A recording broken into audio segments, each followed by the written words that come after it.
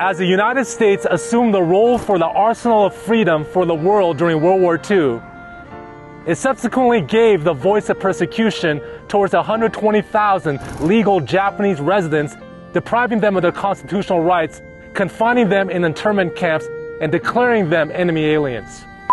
Living in that zone were more than 100,000 persons of Japanese ancestry, 2/3 of them American citizens, 1/3 aliens.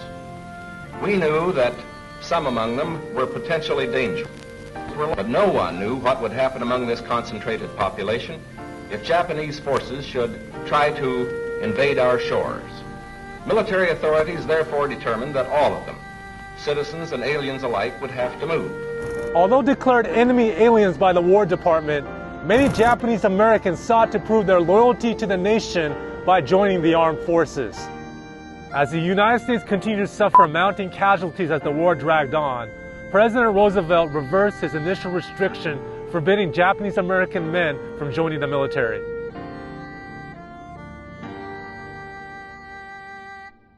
On March 23, 1943, the 442nd Combat Regimental Team was formed.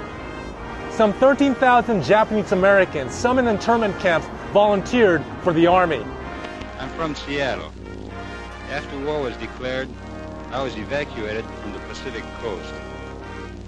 When the call came for volunteers for a combat team, I volunteered from a relocation center to show my loyalty and to prove that I had the right to live as a good American citizen.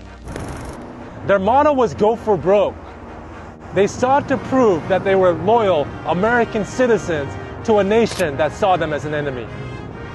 Joining the 442nd were former members of the Hawaiian National Guard who were in a state of limbo when World War II broke out and deemed possible threats because of their Japanese heritage.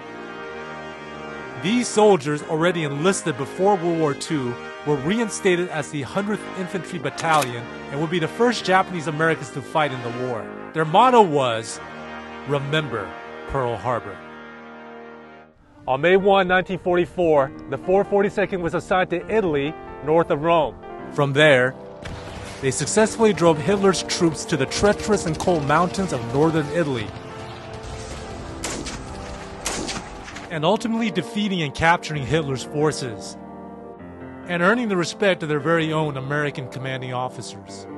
All of you Americans of Japanese descent have a right to be proud today. You have demonstrated true Americanism and true American citizenship on the field of battle, for you have reached the high standards of American fighting men. You are always willing to close with the enemy. He has no bluff on you, and you've always defeated him. And let me tell you again, America is proud of you.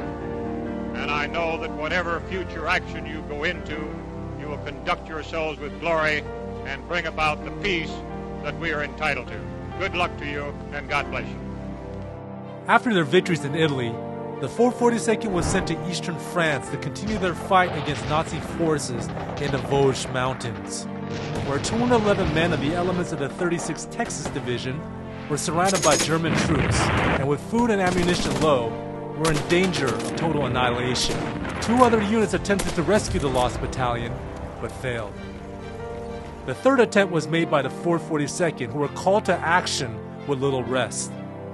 And after 5 days of brutal fighting, the mission culminated with the 442nd doing a direct banzai charge on German positions, breaching their lines and succeeding in rescuing the men of the lost battalion, who once viewed them with distrust and suspicion. The price was high for the 442nd, where it suffered 800 killed or wounded for their successful mission. In a recent discovery, elements of the regiment would go on to Germany, helping liberate parts of the Dachau concentration camp. One of the greatest ironies of World War II happened there in Dachau when members of a persecuted minority, the Japanese Americans, many of whose families were still interned in the United States, reaching out to help members of another persecuted minority, the Jewish people of Europe. And what are our crimes? One for being Jewish and one for being Japanese. That's only a crime. In such a short period, The 442nd made a significant impact in the campaigns they fought in, liberating various towns in Italy and France from Nazi rule, where these outcast soldiers are revered as heroes to this day, with monuments and streets named after their honor. In all, 800 brave soldiers of the 442nd paid the ultimate sacrifice by giving their lives to the nation, proving their loyalty to the nation that saw them as enemies. In fact, the 442nd became the most decorated unit of its size in U.S. military history. In less than 2 years of combat, the unit earned more than 18,000 awards, receiving 21 Congressional Medals of Honor, the highest citation you could get in the United States military. Of the 442nd, President Harry Truman said, "You fought not only the enemy, but you fought prejudice, and you've won. Keep up that fight, and we'll continue to win. To make this great republic stand for just what its Constitution says it stands for, the welfare of all the people, all the time." One hero of the 442nd is Sadao Munemori. Munemori was born in Los Angeles, California in 1922 to Nisei Japanese immigrant parents. He was raised in Glendale, California, and his nickname was Spud because he preferred potatoes over rice. 1 month before the attack on Pearl Harbor, he enlisted in the United States Army.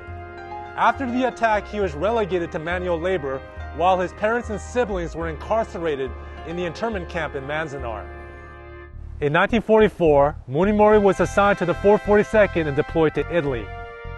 On April 5, 1945, the 442nd was assigned to the Gothic Line, where their mission was to penetrate German defensive positions that the U.S. Fifth Army was unable to do for 6 months.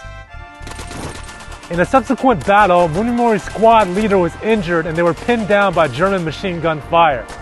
Instinctively, Munemori charged up German machine gun positions, dodging a hail of German machine gun bullets, and took hand grenades and took out 2 German machine gun positions. He would then retreat to an impact crater where 2 of his comrades were taking cover. A German hand grenade would be thrown and it would bounce off Munemori's helmet to the ground. Munemori would then instinctively shield his body on the hand grenade, taking the brunt of the explosion, saving the 2 men. Munemori's death saved lives, and the 442nd was able to accomplish its mission, something that the U.S. Fifth Army failed to do.